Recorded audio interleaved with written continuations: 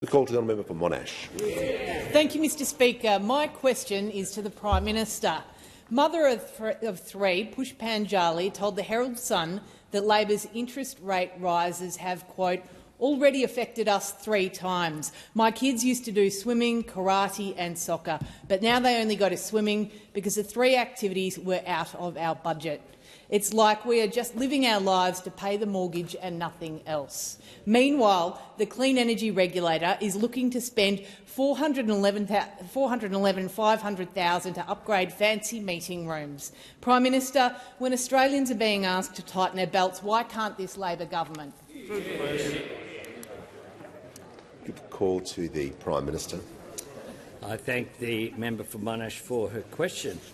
And indeed, I hope that the member has the integrity to say to the member who she asks about that, to be fair to the member, she was not here when her opponent, so she mightn't be aware because it's pretty unbelievable, that this Treasurer on budget night handed down a position to have top-up tax cuts, a tax cut this July and another tax cut next July, after this Treasurer came into the House and moved legislation to readjust the tax cuts to make sure that low and middle income earners got a fair crack, and it was taken from the top to give them a crack. Order. That's what this Treasurer did.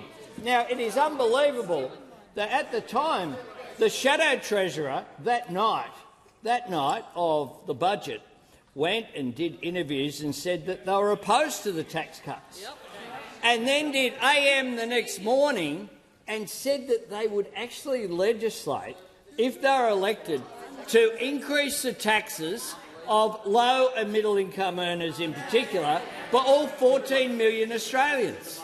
So I hope that the member for Monash told the constituent or the person mentioned in the Herald Sun that was the case.